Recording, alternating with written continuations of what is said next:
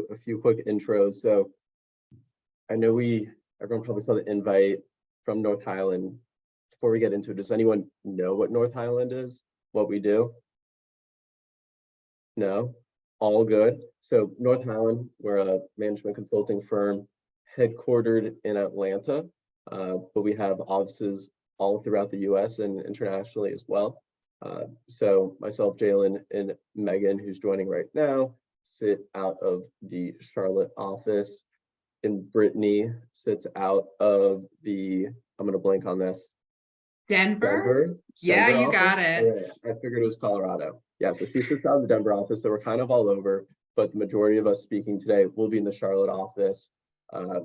Like Leanne said, we want this to be super interactive, so post in the chat, interrupt us, like please feel free to be your authentic self, just as we're gonna do our best to be. And yeah, so we're excited to get started and really just ask any questions along the way. So right here, hopefully can everyone see my screen? I can. Awesome, cool, getting a few head nods. So we'll kind of introduce ourselves first, and we'll get into the nitty gritty. And if you're on this call as well, a student or part of this, feel free to introduce yourselves as well if you want to. So I'm Zach. I'm an analyst here in the Charlotte office. I'm sitting out of my home right now, but I go into the office fairly regularly. Graduated from the University of Michigan in 21, so about a year and a half ago. Studied biology, environmental science, nothing with what I'm doing today, but really love it. Love the switch in my career. Moving to consulting, it's been a great experience. And if you have any questions about consulting or want to connect after this, Leanne, you can share my email address. Happy to chat with anyone who wants to learn more about North Highland consulting, etc. And Brittany, if you want to introduce yourself, then Jalen, Megan. Oh yeah, sure. Hi, y'all. I'm Brittany Kerrigan. I am Southern, so you'll hear me say y'all, but I am based out of Denver. And just like Zach said, we're with North Highland. I do what's called change management. You can Google those words, but basically I take complicated stuff and I make it a little easy for folks, so they know what the change is going on. But I graduated from Auburn about 14 years ago, and this is my second career, I would describe it. I was in political fundraising for about 8 years. So I've lived in about 10 states and worked on campaigns and committees, etc. And yeah, like Zach said, please be your authentic self. I will describe part of my disability story, but I was diagnosed with muscular dystrophy about 2 years ago. So mine's a little bit different. It kind of happened to me mid-workplace, so I'll share some of that when we talk through our slides. So it's me. Thank y'all for being here. And Zach, I'll just let Megan go next. If I can get off mute. Thanks, Jalen. So my name is Megan Wade. I am based out of the Charlotte office, but I live in Greensboro, North Carolina. And my journey into North Highland kind of takes a little bit of a circuitous route. I started in the interior design industry and then landed sort of in project management, but I'm actually a Scrum Master. So I work with Agile teams in technology, helping them get their projects across the finish line in a little bit of a different way of working. So if you have any questions about the Agile way of working, please feel free to message me afterwards. I'd be happy to talk about that. And a little bit about my disability. I have migraines, which are pretty debilitating. So be happy to talk to anybody about that if you're interested and how to kind of combat that in the workplace. Over to you, Jalen. Hey, thanks, Megan. Good afternoon, you all. My name is Jalen Bray. I am fairly new to North Highland, but I actually have a background in the aerospace industry. Graduated from the University of North Carolina at Greensboro in 2017. I actually started in the aerospace industry, went through a multi-conglomerate rotational program where I actually started off as an analyst, but also delved more into the project management realm, just like Megan. Been with North Highland for the past 4 to 5 months now, but has been a great experience as a whole. I personally don't have a disability, but I have a couple of different family members with different disabilities. So not only as an ally, I'm here to help support, but also encourage you all throughout this presentation. And if you all have any questions beyond this, we're definitely here to help. Awesome, thanks everyone. And yeah, feel free to interrupt us, reach out after the chat via LinkedIn. Leanne can share our email addresses. Always excited to chat and share more. Well, awesome, we can get right into it. So North Highland, navigating disabilities at work. So that's kind of the topic of this, and our goal is to answer the questions not being asked. I remember when I graduated a year and a half ago, I had so many questions regarding disabilities at work. What does that mean? What do accommodations look like? What protects me? How can I succeed and be the best employee I can be? And so hopefully we're going to answer some of those questions. And if not, feel free to ask them as well. Cool. So just a little agenda. First, we're going to go through how to find companies who want diverse hires, the little checkbox, which is the form you might see when applying to a job, which says, do you have a disability? And then resources at work, working from home with disabilities, and hacking your house, creating a work from home space to set up your day for success. So first one, ERGs and diverse workforce. So does anyone here know what an ERG is before I get into it? No? Awesome, cool. I'd love to explain it. So ERGs, what they are, they're employee resource groups. They can go by other names, but simply they're employee-led organizations, and they're formally supported by a firm, usually supported by an executive as well as financially from the firm, and it's usually something the firm embodies. So a lot of firms, most of the Fortune 500 firms, and a lot of firms in the Charlotte area all have employee resource groups. They range from diversity employee resource groups with disabilities to Asian ERGs to help support that community, or LGBTQ. So there's a ton of different ERGs out there. Most companies don't just have one, they have a couple. North Highland, for example, we have around, I believe 5+ ERGs, and you can always find that on our website as well. And most of these ERGs are kind of public to know. I remember when I was interviewing at a few different companies, I talked about how I wanted to be a part of a disability-focused ERG. And when talking during the interview process, my interviewers, they really love that. They love to see that I not only want to make an impact during my daily job and that performance, but also outside of the firm or outside of that daily performance and helping the firm grow and providing support that way. So really great thing to talk about, as well as researching. I did a lot at the University of Michigan, where I studied regarding employee resource groups, taking a few classes on ESG as well, which is environmental social governance, kind of a buzzword as well, but employee resource groups go around that. And so what do ERGs do? Simply, their goal is to foster inclusivity, educate and offer support inside and outside the workplace. So they're not only for individuals who consider themselves part of the community represented in that ERG, but they're allies, and anyone can be involved, from junior employees to C-suite. So getting involved in ERGs can be a really great way to get exposure to different people outside of your daily team as well at any firm. I also apologize, I'm looking at multiple screens here, but mostly looking at you guys. So that's majority what is an ERG, and it's important to kind of understand ERGs and what companies have them, because it shows that they're fostering inclusivity, that they appreciate different viewpoints, different individuals with different backgrounds, and who align with different groups. So that being said, when I was applying to jobs having some disabilities, I was looking at companies who would not only kind of go by the laws and accept that, but also culturally, do they accept that? How would people think about that, et cetera? And so a ton of companies have employee resource groups. The list here are just some local companies to the Charlotte area. If you click any of these links or any of these pictures, it'll actually take you to a page with some of their diversity in ERG responses, groups, et cetera. And so really great way to look at employee resource groups when looking at different companies to apply for. So a few things, you can always look at the company website. ESG reports do exist. I mentioned that a little bit earlier.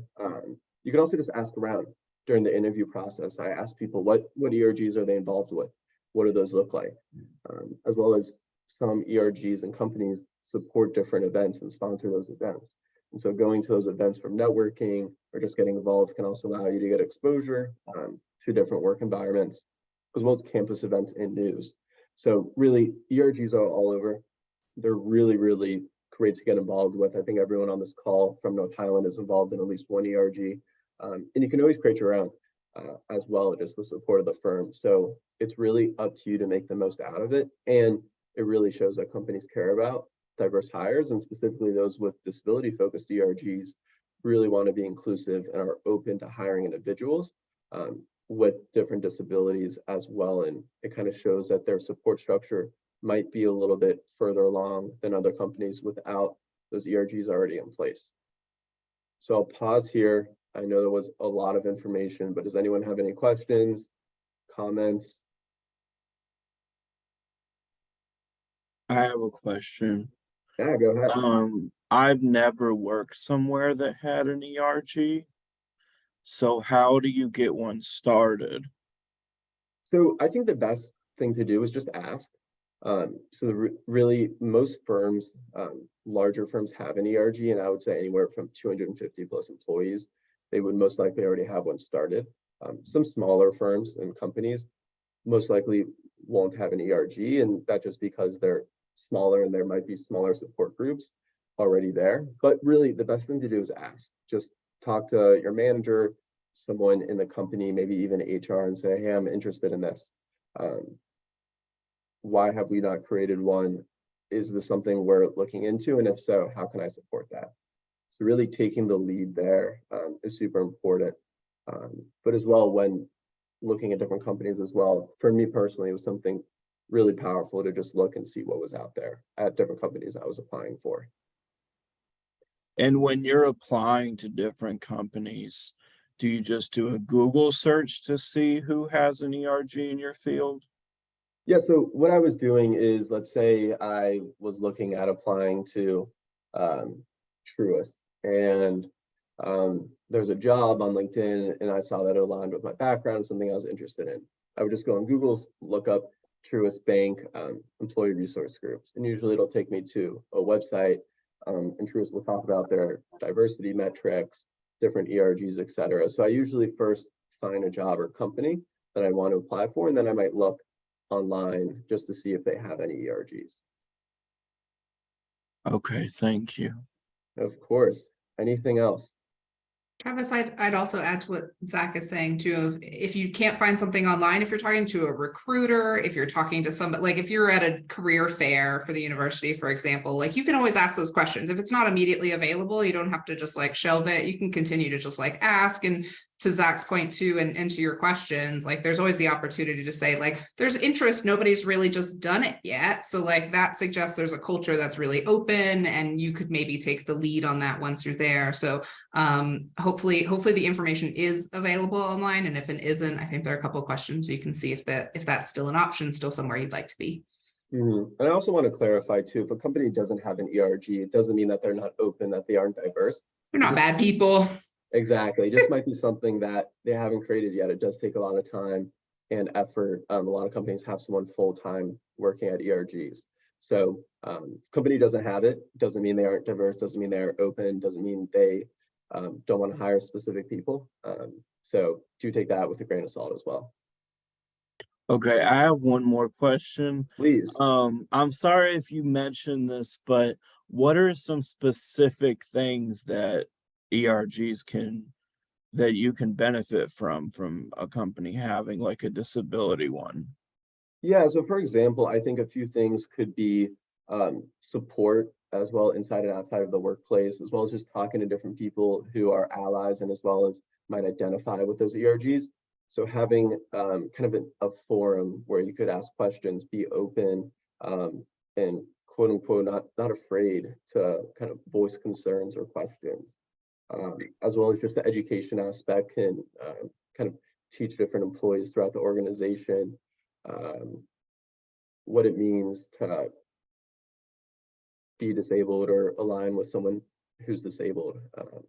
So Yeah. all of that can lead to just comfortability within the firm and just really support. Okay.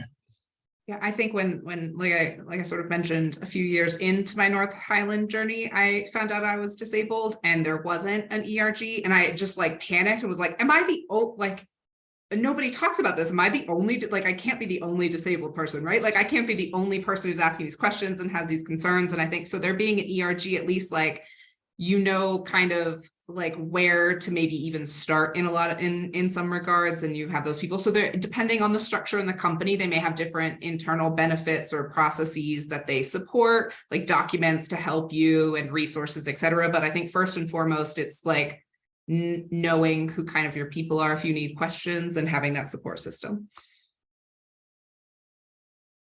Awesome. Thanks, Brittany. So moving it along a little bit, want to make sure we leave time then for questions. So next section is the checkbox, and I call it the little checkbox. It's my little slogan for it. But when I applied for jobs, I saw this form at multiple companies I was applying to. Has anyone else seen this form before? It might be at the end of a job application, and feel free to raise your hand on Zoom so I can see who's familiar with it. You might have seen it on interview, job applications, full-time, etc. Awesome. Yeah, I know I saw it, and personally for me, I thought, what is this form? What does it mean if I check this box? Who sees it? Like, is it bad? Is it good, etc. And so hopefully I can answer a little bit of those questions for you. And so formally, this form is called the Voluntary Self-Identification of Disability Form, CC 305. You don't need to know that, but it's required both pre and post offer, which just means that if you change your answer, it really doesn't matter, pre or post offer. And they do offer the forms every 5 years as well. We'll get into a little bit of that further on. So rules and regulations, what is this form? Why do we have it? How are we protected? So first off, this form is part of affirmative action through the U.S. Department of Labor. Affirmative action is a kind of policy, group of policies that any company that does work with the government has to abide by. And so this form is a way for a company to keep track of their diversity metrics, then provide to the government for their own metric keeping. And the goal of it as well is to make sure that all individuals from any of the groups, from any of these firms, such as for example, disability status as well as veteran status, that they'll have equal access to all opportunities and there's no discrimination. And so that's the idea of affirmative action. And the point is that there shouldn't be any kind of view into this form. And that being said, without a view, there should be, therefore, diversity within the company because no one is discriminated against based on their answers. The Office of Federal Contract and Compliance Programs, they're the one that legally regulates affirmative action. So they're responsible for making sure that contracts and subcontractors with the government don't discriminate against employees or job applicants based on their race, color, religion, sex, national origin, disability, or veteran status. So any company that has a contract with the national government, US government, needs to have affirmative action. So those are the forms you might see in those questions that are asked during the application status. And so they're all registered, they all have to comply with the OFCCP, and there's also audits to ensure compliance, to make sure that there's no discrimination when applying. And the Equal Employment Opportunity Commission, this ensures that all individuals are entitled to fair and equal treatment during employment with the same kind of race, color, religion, etc. on the policies and programs to the right as well. However, it also talks about keeping kind of the laws and regulations during the employment as well. So making sure that there's no discrimination during promotions, pay, benefits, training, or any other employment related activities. And that relates a little bit to accommodations at work as well, which some of these forms as well help regulate. And to be clear as well, if you have a disability, you don't have to say anything.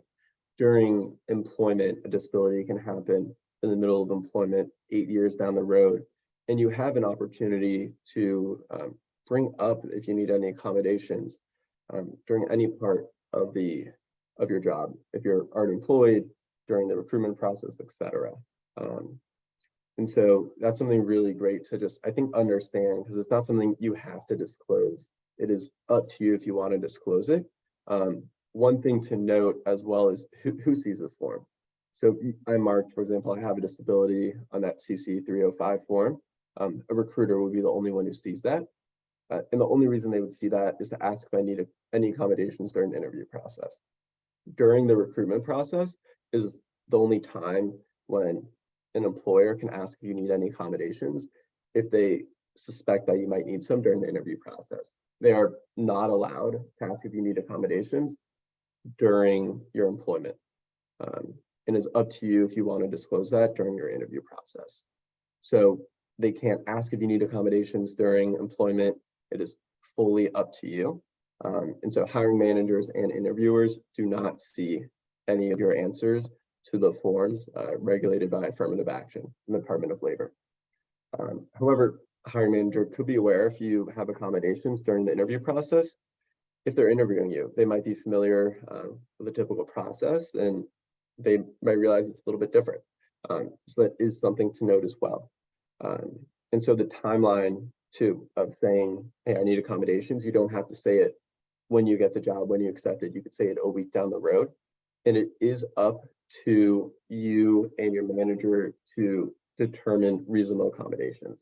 And those are accommodations that can allow you to perform your job in a reasonable manner, while also not impacting the company to an extreme extent. And so there's multiple different examples of that, such as needing a computer to take notes during meetings when they prefer people to handwrite notes, to work from home because it's difficult for you to get into the office. So there's a lot of different reasons that you might ask for accommodations, and you don't have to be the person to ask for them as well. You can have a representative ask for accommodations for you, so it doesn't have to be you. So it could be your manager talking to HR if you have a good relationship, or if there's an ERG, you might trust someone there to talk about that and see kind of how they would recommend you bring that up to your manager during the employment process. Cool. So pausing here, I know that was a lot of information again. Any questions?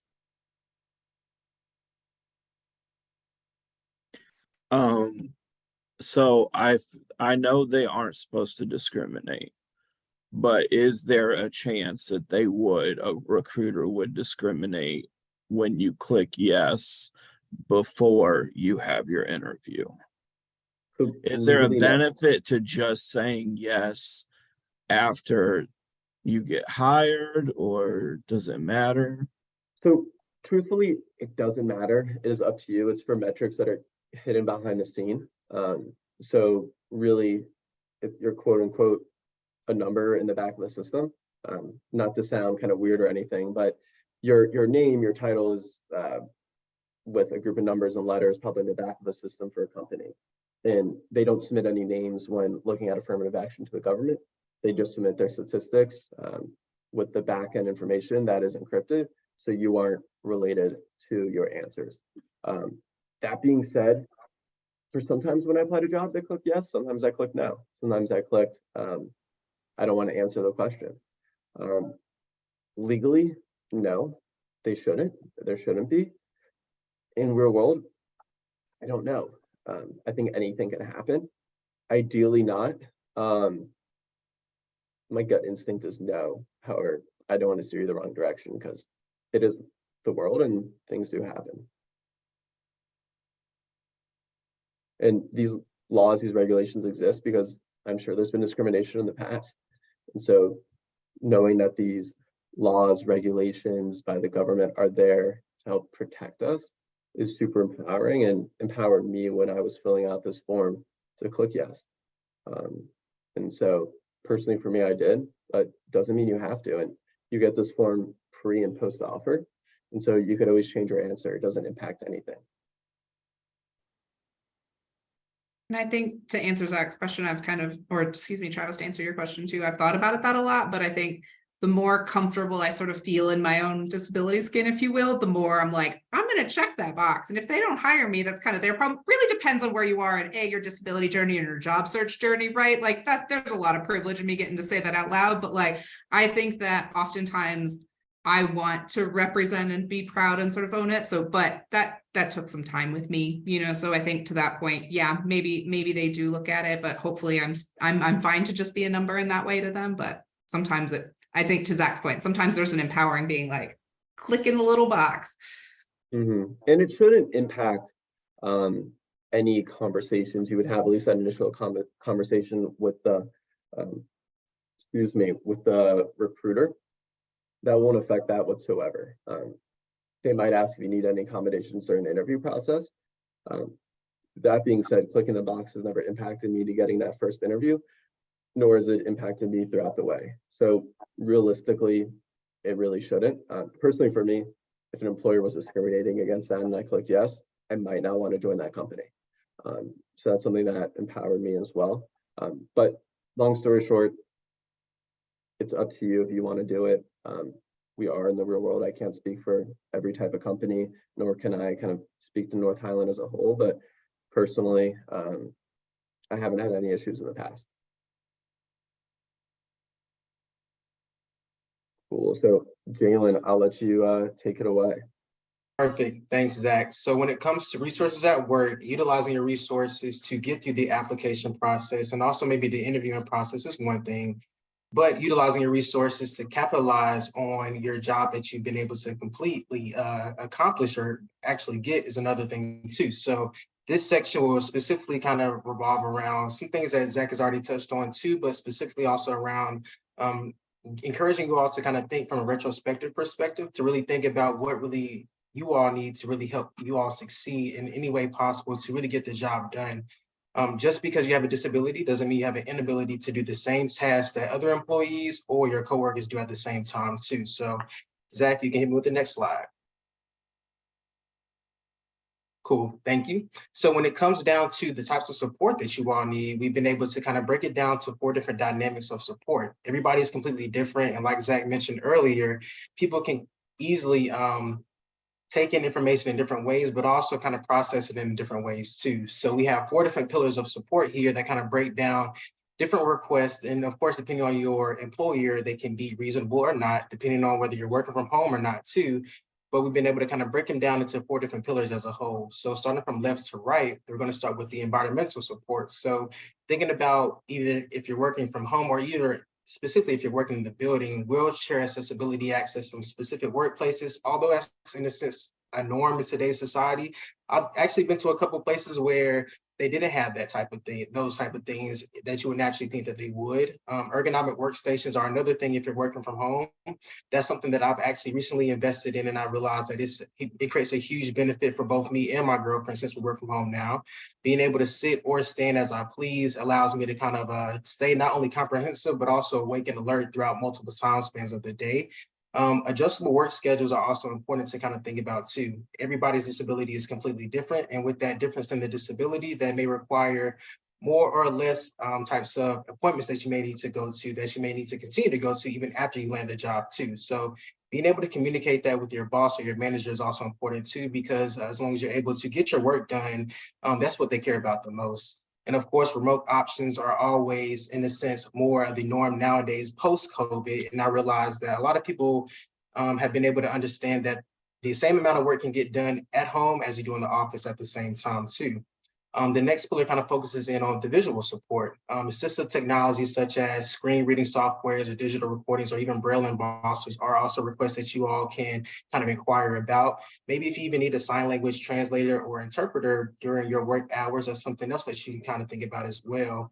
A comprehensive slide decks are usually a norm when it comes down to large meetings, but that's not always a thing too. So whether it's you creating the comprehensive slide deck from the notes that you've been able to take, or asking other coworkers or employees to provide those decks so that you can kind of use as a reference moving forward, could actually make a huge difference too. But when it comes to also maybe even checking your progress when it comes to specific tasks, being able to visually see how much you've actually been able to accomplish does make a difference, and may even encourage you to kind of move in a little bit more of a quicker pace if you have some time sensitive information. When it comes to like the structural dynamic of your job, daily schedules or routines that you think will work best for you are also important to not only think about for yourself, but to also translate and communicate that with your boss too. I'm personally a morning person. It's rare that I miss a day, but I try to wake up at 5 a.m. every day to not only work out, but to really start my day as a whole too, because I get a lot of my work done in the morning, but after honestly 4 o'clock, which I'm reaching soon, I kind of start to drag a little bit. So it's important to know your working style, but also what times of the day you work best. Accessible meetings such as like closed caption, like live transcriptions for video conferences are naturally a part of recordings these days too. But if that's not a thing that your employer actually has when it comes down to the software that you all use, that's something that you can also think about as well. And also just different multiple forms of trainings or other variations of getting the same type of information, whether it's through video, in person, or maybe even reading a document, that's something that you can easily kind of do, depending on the way that you like to process data and information. The last pillar that we wanted to highlight was just supportive communication. A lot of teams do meet on a weekly basis. Some people meet daily. We call those huddles, whether it's with your mentor, your team, or even your boss. But those day-to-day check-ins or the week-to-week check-ins can easily make a huge difference so that they can continue to give, so that you can continue to give them a pulse check on maybe how you're doing, if you're struggling with certain aspects of the job, or if you feel like certain capacities of your job may need to transition or transform a little bit. Written agendas or clear expectations are something to definitely to take in mind when it comes down to reaching and also achieving your goals. You don't really know how to achieve your goal if you don't know how that's going to be measured. So us, from our perspective, we go through different phases where we kind of identify our goals, but we also are able to measure how well we do those goals based off of certain KPIs. Last thing, just email recaps from important meetings or conversations. Everyone doesn't necessarily do this all the time, but it's important to think about when it comes down to having a paper trail of your previous meetings or things that you need to highlight versus where you also may have action items that come from the meeting as well. Jalen, we got two quick questions. One, can you explain more of what an ergonomic workstation is? Yeah, sure. So an ergonomic workstation is a workstation that can go, that can lift, it can raise, or it can also lower itself. So if y'all don't mind, it's a little messy right now because my girlfriend also works from home too. But this is my ergonomic workstation. I actually have some buttons right here. The screen is a little blurred out, but they have different settings on the station as a whole that allows me to press a button and it'll go to a certain level as far as height, or it may decrease depending on the type of presentation or the type of meeting that I have. So it really just allows you to stand and work, or also sit and work at the same time too. I know a lot of people, even especially after lunch, you can easily get sleepy after you have a big lunch possibly. So maybe standing up may work best for you too after coming home from lunch. And I think that applies to chairs as well. So those who need kind of like physical support, or they maybe need a different structure to their chair, like higher arms or lower arms, kind of, I think it is like the setup of a work, like an office desk kind of environment. I think the standing desk is super helpful, especially like people like me. Some people with muscular dystrophy, like I can't sit all day, my legs fall asleep. So the standing is really beneficial to me as well, just like for Jalen. The second question we received is, hi Megan, she's a recruiter with Sherwin-Williams and she likes hearing other people's perspectives. So what have you all found to be the first step to reach out for support, especially if you may not have shared that during the interview process? So Jalen, do you mind if I kind of pipe up a little bit? Yeah, feel free. I would say a few things. Just as a reminder, disability can be temporary too. So just remember that you're not alone if you didn't say it during an interview process, because like, well, I have muscular dystrophy, my company knows that if I broke my arm, that's like a different type of disability and maybe I need support. So I would say, don't feel any sort of way, first and foremost, if you didn't talk about it during your recruitment process. But secondly, I think that I've primarily started with either, depending on the type of accommodation you need, there can be, if you need a formal accommodation, that's a legal process and you would talk to HR in a lot of ways. If you just need, one of the things I wanted to point out that Jalen gave us such a great overview of, for example, like supportive communication, talk to some colleagues with ADHD who needed some help because they started working from home and like really couldn't focus. So they reached out to somebody else in their ERG who similarly had ADHD, and they set up like, they got on video calls with each other, but like worked on their own work. It's not like they talked, but they just needed, that's the kind of support they needed. So I think it varies on the type of support you need.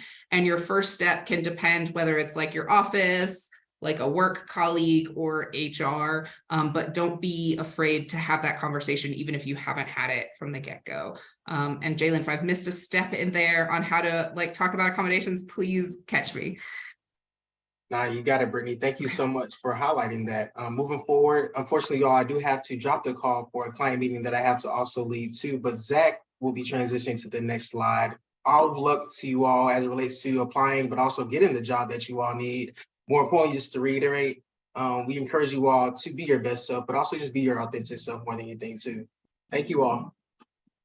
Awesome, thanks Jalen. And I'll do my best to kind of do what Jalen had for the slide, this vision, but Brittany, Megan, anything else for the slide, please chime in. Awesome. Cool, so employment programs that matter. So we talked a little a little bit about these in the past. Megan, I know you were doing a few things for this slide. Do you want to chime in?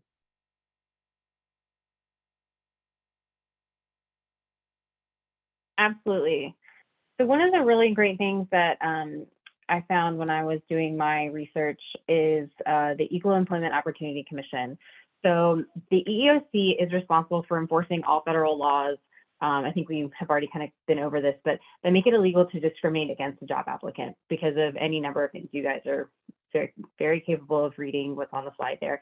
And if you go to the EEOC website, you'll see a ton of different tabs there, different things to read about.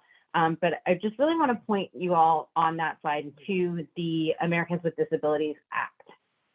So when you go to the EEOC, you'll see a tab there for it. And what that does is it actually gives you some different examples of conversations, of how to have a conversation with your employer and how to ask for those different accommodations, and what examples of a possible accommodation looks like, what a work from home accommodation looks like, what it doesn't look like, and different things like that. And so I really think that the EEOC gives you a lot of information. Sometimes the information is overwhelming, so you do have to kind of take that into account. It's a lot that it can throw at you, and I was reading it and I was like, this is a lot. Maybe let me just take this in like little small spells. But it was a wealth of information, and you kind of, when you take it in bite-sized pieces, you can really get a lot out of it. And knowing your rights, I think, is an incredibly empowering place to be. When you come from a place of education, you are able to say to your employer, hey, I need this help, and then they're able to work with you and get you the accommodations that you need. So I think that is a really wonderful place to be. There are some other really great things on this slide. The Office of Disability Employment Policy, that's a non-regulatory federal agency that promotes policies and coordinates with employers across the government to increase workplace success. The Office of the Assistant Secretary for Administration and Management, the Civil Rights Center. So that's making sure that all USDA customers and employees are ensured the delivery of quality programs and enforcement of civil rights. So ensuring that fair and equitable treatment is available there. The Employment and Training Administration, that provides grants and other services that offer job search assistance, supportive employment services, job training, and then also make sure to connect employers with skilled workers. So definitely a really great program there.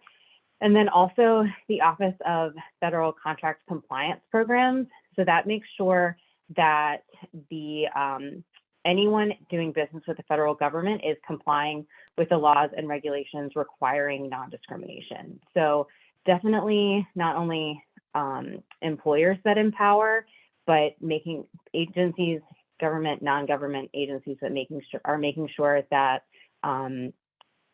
equitable and fair rights are available to all. Did I cover everything there, Zach? Yeah, no, thank you. I appreciate it. Thanks a lot. So, Brittany, if I remember correctly, you're up. I also know we have about 19, 20 minutes left. I'm on a clock. I got it. I can talk quick. For everyone. So funny, I'm presenting on working from home with a disability, while today being like the one day a month I'm in the office, but most of the time I'm working from home. So we're going to talk about kind of remote options. We've got kind of twofold and working from home with a disability. If we want to go to the next one. Yeah, so there are a lot of benefits. I think like y'all are mostly in college. I'm sure you love working from home and studying and all that jazz. But I think that there are some specific benefits to people with disabilities that I just want to highlight here. So it removes transportation and commuting barriers. And I say that for like, y'all probably mostly have cars or drive or walk to class, etc. But people who may have some limitations or disabilities doing with public transportation, long commutes, like tiring. I lived in DC for a long time. Getting on the metro and having to stand the whole time is a whole different ordeal. So removing the transportation and commuting barriers is massive. minimizes sensory overload and other stressors. A lot of people with neurodiversity or any types of disabilities sometimes are just like overwhelmed by all the stuff that's going on in office, or don't feel like you have other things. And even when I go in one day a month now, I feel like I've left, forgotten, feel kind of like very uncoordinated because my desk is set up at home. So minimizing some of these overloads, too many voices in a room, loud sounds, particularly in open working environments, is a pretty big benefit. Reduces scenario planning by allowing employees to work in a more disability-friendly work environment. I think even without taking disability into consideration, I'm often like, did I bring my lunch? When am I going to go get lunch? How am I going to have time for this? So like layering in whatever layer of disability in terms of that planning throughout your day. How are my meetings scheduled, et cetera? Reducing that because you're in your space and you don't have to think about if there's an accessible bathroom on your floor can make really big differences there. And then creates greater accessibility options. So with some of these things in mind and some of those barriers that can happen with going into an office, options were limited for some folks, you know, where they could work, where they felt comfortable working, where it didn't feel so stressful for them to figure out. So being able to work from home really just opens up a lot of options for folks. And I did put a flag down there because, like I said, I'm in one day a month. So if you end up being hybrid, we're talking about working from home, but if you end up being hybrid, that gives you an opportunity to be at home, figure out what you need in an office space and talk to your supervisor about what you might need for the days that you do go in, be that fewer meetings so that you can plan for some of these scenarios that you might need to work through, or certain lighting, or a different mouse, or your ergonomic workspace for the day that you are in. Being hybrid gives you some time to see what you need at home and request those needs in office. Next one. So finding a remote job, assuming that some of y'all are job searchers, have been, will be, might be at any given point, because obviously you don't stay with one company for your whole life like folks used to do. We wanted to list out some options here for finding a remote job. We have a whole list. I'm not going to go through each of them, but this is one that will be provided to y'all, and their links for a range of things. Maybe some of you all are still obviously taking classes and you just kind of want a part-time or kind of a gig job, or to pick up some editing on the side, etc. There are options here. Like you'll even see this dribble is focused specifically on designers. So there are some options. But there are several ones on here that you are able to look. They're the classic website. So you can go to LinkedIn, you can look at regular job postings and find remote options. And these are just some different ones. So we have like Indeed that work in a lot of like the nonprofit space. Hire a Niner is y'all's job search site there. And then I do want to highlight one specifically. This would be for remote or in person, but there's a job search site called Inclusively. It's like second from the bottom there. That it's a job site specifically for, it's a job search site specifically for people with disabilities. So if you feel you're able to request accommodations before even engaging in the interview process, and companies partner with Inclusively, they partner with Inclusively so that you can make sure that they know how to meet any of your accommodation needs. Like Zach had mentioned, if you need a sign language interpreter, or if you need transcripts, etc., you would be able to request those. And the companies that work with Inclusively are prepared to meet those needs. And they even have training options for recruiters on how to make sure they understand how to like support people's accommodation requests, etc. So that one is specifically for people with disabilities, but both in person and remote, but they do have remote options. So lots of options here. That was very quick questions on working from, we're going to talk about hacking your workspace a little bit, but like any questions about kind of those job search sites before I get into it? I have a question. Please. So I'm glad you shared those websites. I didn't know about those. Sure. But I have been looking for a remote job for a long time. Mm-hmm. And it's been hard to get one. And I'm a little specific. I'm trying to get one for what my career is in healthcare. But I keep hearing that it's super competitive. Everybody wants a remote job. Yeah. So I would say that is the one place, like the economy, I graduated during the last recession. So if we're not saying the recession word, but I think that you're probably right. And I think that there are probably specific, not knowing your specific industry or having done research on it, I know that there are some options, but that's probably true. And I think that some of these websites can kind of further your search, or B, maybe help you find some either temporary or gig options that might kind of fill in some of the skills. So if you can't find that specific area in the field that you're looking for, can you find something in a different field that maybe supports the skills that you would want to transition into the healthcare field? And that might be some of those gig roles depending on what they are. But I think that the job market seems weird. So sorry that it's taken you a while, but yeah, hopefully those will help you. Okay, thank you. All right, so hacking your house, creating a workspace from home setup to set up your day for success. I put a lot of words in there, but to the next slide. Okay, so did a bunch of reading on this because we all probably have our work from home. Again, y'all are in school, so you're probably studying, taking tests, etc. from home already. But there are some things that I want to highlight so that you think about them now, or you know how to think about them kind of going forward, or maybe something like maybe set up your house to be like Instagram perfect and you didn't think about all the things you might actually need throughout your workday. So we're going to talk about it. So there are 4 areas we're going to talk through. So lighting, proper and accessible lighting improves your work performance in your day-to-day life. I know, Megan mentioned migraines. I have migraines also, which sometimes are triggered by the sun, and I work in a sunroom. Okay, my sunroom has like no blinds, and maybe that was the worst setup I probably could have thought of. So I didn't think about that when I quickly claimed it from my partner that I had to have the sunroom. So I think thinking about lighting and whether or not you have the appropriate sun, you need more sun, you need less, do you need optional, do you need different lighting sets? Do you deal with seasonal depression? And for your office, you would want to get a specific lamp that would support you throughout your day when there's less sunlight. So there's a big impact on the lighting and your work environment beyond just, can I see things appropriately, which should be kind of your baseline, and then B, what are kind of the other needs you might have additionally.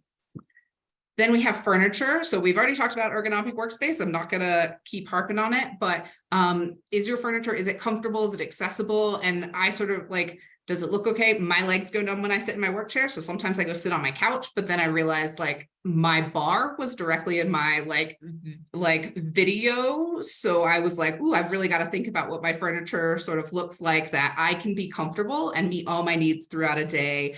And it's still a work environment. In reality, I could have just put up like a background, but that interfered with my fancy lighting. So it really got complicated for a minute.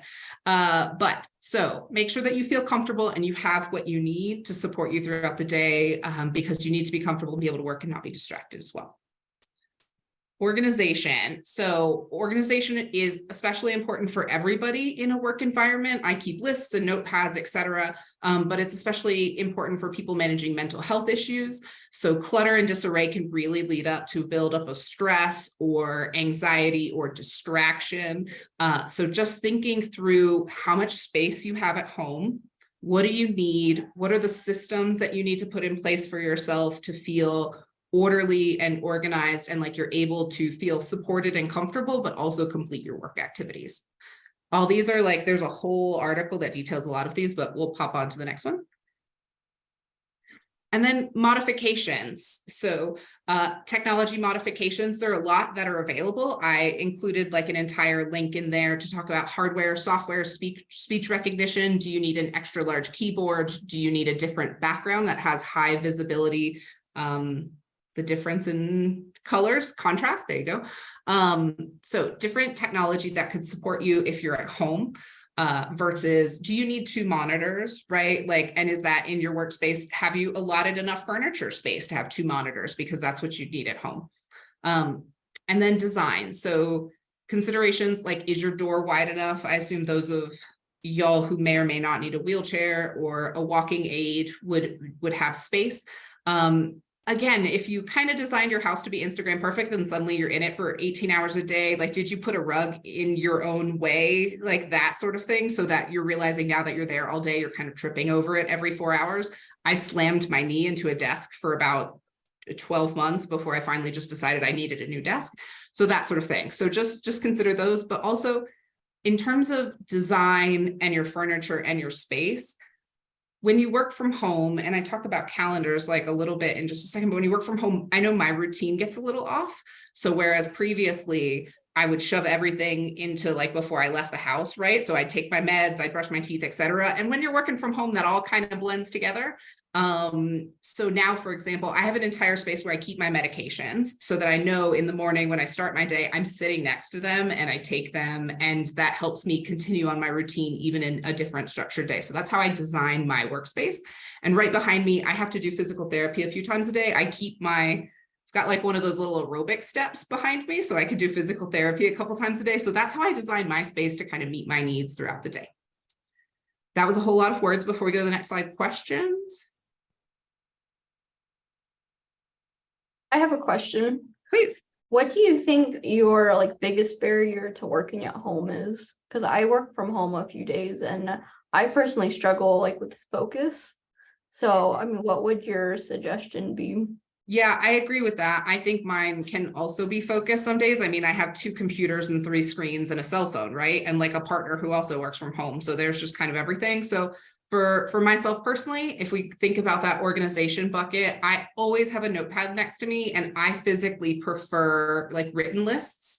So it's kind of whatever would work for you and your personal organization style. But if I'm thinking with like my consultant hat on, they say that even having your phone in the same room can be a distraction. So I don't have a door on my office either. And that was a big no-no I had to change. So my fancy sunroom had no door. So minimizing whatever you see as distractions in your house as much as you're able, and then organizing in the way that kind of sorts your personal style. And I see Zach coming off mute, so probably has some tips there. Yeah, I mean, I agree. It could definitely be difficult working from home. I tend to work from home a few days a week and go into an office the other few. Few things for me, I mean, I'm working in my bedroom, but keeping myself organized as well as organizing my calendar to make sure I'm on top of tasks really holds myself accountable. Writing my tasks down on paper, a little old school, but I Love it. do it that way and on my computer. Second way as well is, I'm gonna blank on the name of what this is called, but there's a method of working / studying, and it's 45 minutes on, 15 minutes off. So work for 45 minutes, take a 5-minute break, and then go back to working. It's a really great way to stay motivated and as well take breaks to reset. So kind of your attentiveness bar doesn't slowly decrease. It might decrease a little, and then you take a break and it goes back up, and then therefore. Megan, I see you too. I was going to say it's the Pomodoro method. It's like we all know we're good at methods. That was a good one. Good save, Megan. But any other questions, or we can pop on to the next? Okay, great. I know Megan created this one because she has personally used it several times. And I thought it was so helpful that now I have started to use it. So Megan, do you want to talk about this one, or do you want me to run through it? I can run through it really quickly. So I'm sure you all are much more technically savvy in terms of social media than I am. I'll just age myself that I'm 32. So again, you all are probably much more technically savvy with social media. But just so you guys know, you can use the groups feature in places like Facebook and LinkedIn, and it's still cool, just from a human who's 32. Because when you're using those groups, like hashtags and the groups on Facebook and LinkedIn, Facebook's not just for your mom or your older humans that are around you. You can find great crowdsourced information, especially in the disability community.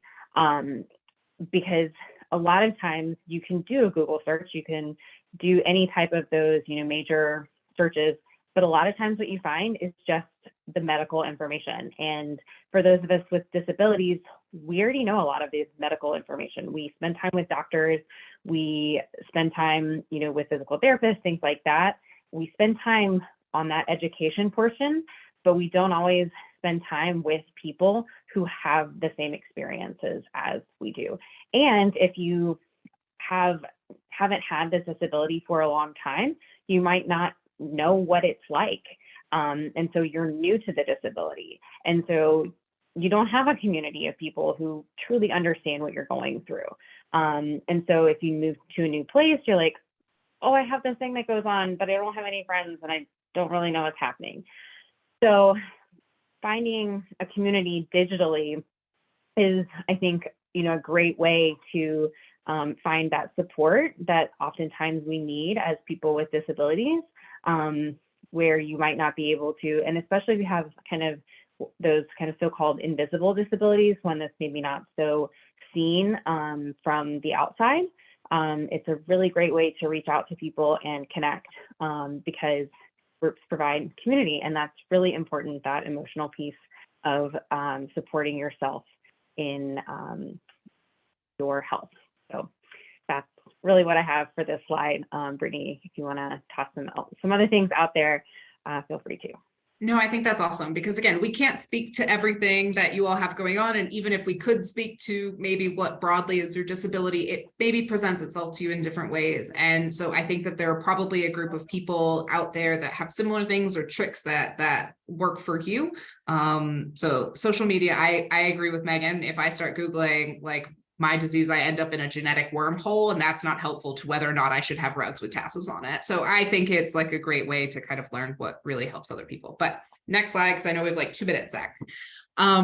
This is really quickly, owning your own calendar, I think, is a real advantage of working from home also. And I think that what we had sort of discussed, scheduling regular, I mean, if it's on my calendar, it's real. That's what I like to think. So this is scheduling regular breaks for yourself. If in this virtual environment, we can end up with like back to back to back. So make sure that you know what you need and that you're blocking off your calendars. And we've listed some apps here that are helpful just to like prompt you to take regular breaks, like we were sort of discussing, that also helps recharge your brain in a variety of ways. And then also take some ownership in terms of what you need for a communication style when it comes to your calendar. So for example, if you know that you're not going to be on video that day because you're not feeling well, but you still want to take a call, like clarify that it's not going to be on video. If you need captions, you can either like volunteer to send the meeting link or ask for them to set up custom automatic settings, etc. I think there are a number of options to like own your own calendar when you're working from home that people might not know if they don't interact with you regularly or if you're not in an office. So just understanding your needs and your breaks and your calendar and just like really owning that piece for yourself. But I think that brings us to exactly time. Yes. Thank you, everyone. Thank you, Megan, Brittany, Leanne, for having us.